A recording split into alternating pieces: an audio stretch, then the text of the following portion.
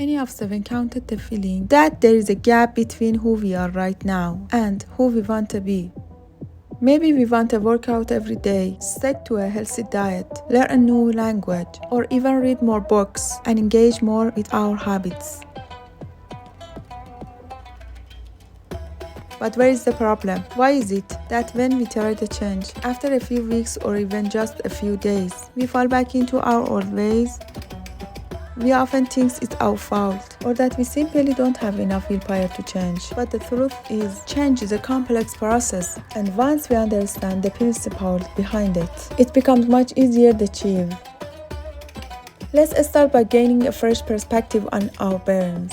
Imagine your brain as a dance. Like Django. Every time you make a decision, it's like you are creating a new path through the jungle. It's as if you are using a machete to clear plants' branches to create a path. The more often you make the same decision, the clearer the path becomes. Over time, this path turns into a main road and eventually a highway. So familiar and easy to navigate, that require no effort. This is exactly how habits are formed.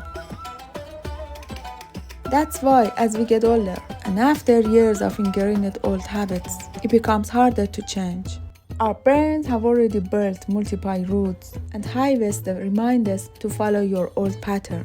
So, the first step is to realize why change feels difficult, just part of the process, and understand that failure is just part of the process, not a sign of weakness. Now, let's dive into the difference between routine and habits. Routines are a series of actions that we do regularly because they work well for us in the past. For example, we might have certain activities we do every night before bed, like preparing clothes for the next day, brushing our teeth, and setting an alarm to wake up early. These are our routines. But habits go one step further. Habits are actions we do automatically without thinking. For instance, when we see our phone, we automatically pick it up and start checking it. So, how do routines turn into habits? The key to this transformation lies in repetition and triggers. Every habit typically has a trigger, something that prompts you to start the action. For example, when you smell coffee in the morning, you instinctively head to the kitchen. That smell is the trigger, signaling your brain to start that behavior. Let's take an example. Let's say you want to work out more, but working out seems a little hard and time-consuming. The first step is to break your overall goal into smaller, more manageable actions. For example, instead of saying, I want to exercise for 1 hour every day, start with, I want to do 10 minutes of stretching every morning. Excuses to escape.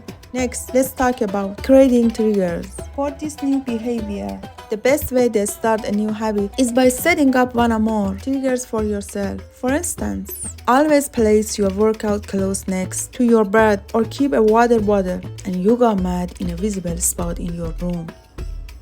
You can also choose a specific time for this activity, like every day at 7 a.m. Once you start repeating this action, your brain will begin to respond to these triggers. Over time, it will become automatic, and once felt like a chore will become a seamless part of your routine. But here's the challenge. Most positive habits, like exercising or reading, don't offer instant rewards, and they may not feel enjoyable at first. Here's a trick to make it easier, the process more enjoyable. For example, if you're going for a run, listen to upbeat music or a motivation podcast. If you are reading, do it in a cozy cafe with a cup of coffee.